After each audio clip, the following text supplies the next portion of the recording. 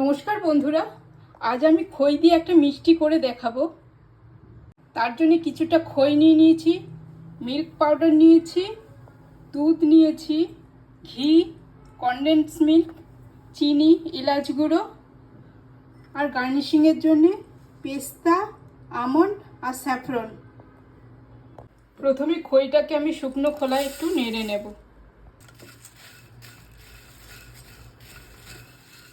দেখে নেব ক্রিস্পি ভাব এসেছে কিনা। এই যে হয়ে গেছে, এবার আমি নাবিয়ে নেব।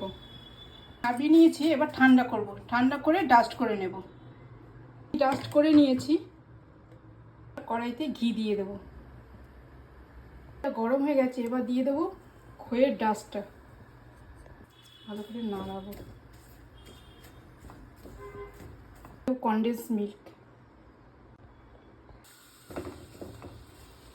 ভালো করে মিক্স করে নেব। দিয়ে দেবো মিল্ক পাউডার, দিয়ে দেবো গুঁড়ো করে রাখা চিনি।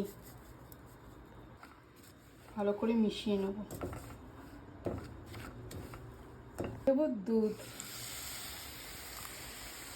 এটা ভালো করে মিশিয়ে নেব।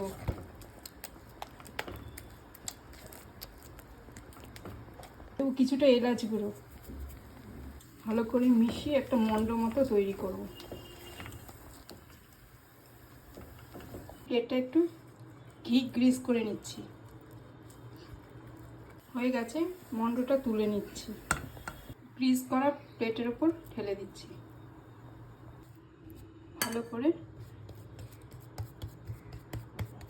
বিছিয়ে দিচ্ছি। ওপর থেকে একটু ঘি গ্রিস করে দিলাম। দিয়ে দেবো ওপর থেকে আমন্ড গুঁড়ো, পেস্তা,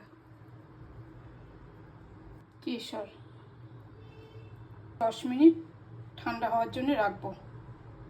10 মিনিট হয়ে গেছে, এবার আমি কেটে নেব।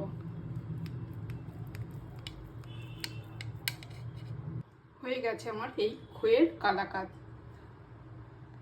এই খইয়ের কালাকাঁদ রেসিপিটা যদি আপনাদের ভালো লেগে থাকে তাহলে অবশ্যই লাইক করবেন, কমেন্ট করবেন এবং সাবস্ক্রাইব করে দেবেন। নমস্কার।